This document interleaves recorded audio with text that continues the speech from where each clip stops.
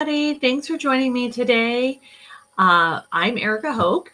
I'm an infertility mentor and empowerment coach, and I celebrated something yesterday that I never thought that I would celebrate 14 years ago when we were struggling with infertility. My oldest son turned 13 yesterday. Yes, we have a teenager in the house now, and I'm so happy. I'm so proud of him. I'm so honored to be his mom. And I want to just talk about how different my life could have been.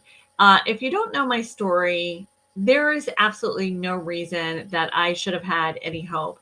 There's no reason medically that I should have persisted. I was given a less than a 1% chance prognosis of getting pregnant, period. But even then, they wanted me to use donor eggs, or I was recommended that I use donor eggs. So, if you're familiar with my story at all, I wrote a chapter in Infertility Success, Stories of Help and Hope for Your Journey. And my title of my chapter was 7 Diagnoses in 7 Years. So I had 7 different infertility diagnoses. So I'll try to remember them all, but I might miss one. Endometriosis, stage 4, so pretty bad, the worst. I had PCOS. I had uterine fibroids, a lot of them removed. I had ovarian cysts. I had factor V Leiden, which is a blood clotting disorder. I had thyroid disease. I lost track of counting. Maybe you didn't, if that's 7.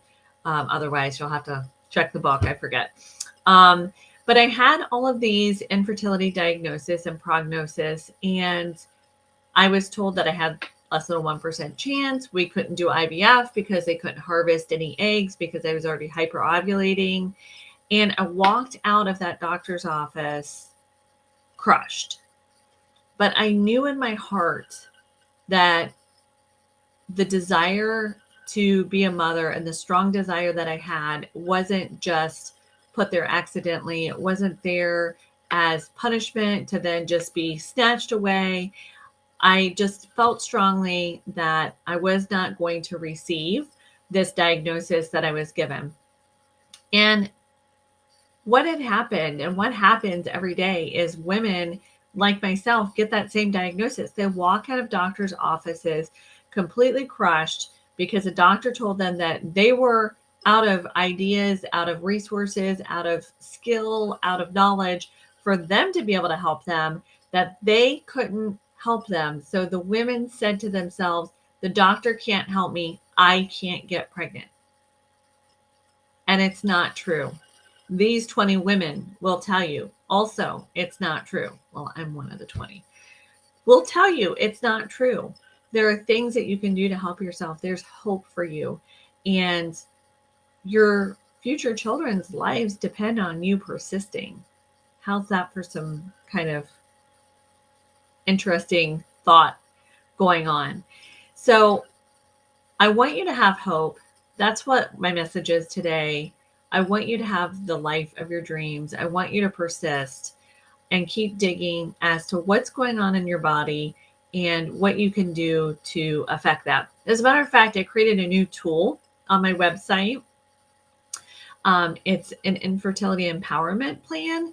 And no matter what stage you are on your journey, whether you're going through IVF, whether you're waiting, because, our medical community asks you to wait a year to make sure that you can't get pregnant on your own. So if you're in that part of the process, this is a great tool for you. If you're doing IVF, this is a great tool for you. If you're somewhere in between, like you're in the 2-week wait, this tool is good for you too. So you can hop on my website and print that out, and it's got resources for you to go and create a path for yourself of health and wellness that will contribute to your overall fertility. All right. Well, wish me luck with this teenager in my house, but thanks for joining me today, and health and blessings to you. Bye-bye.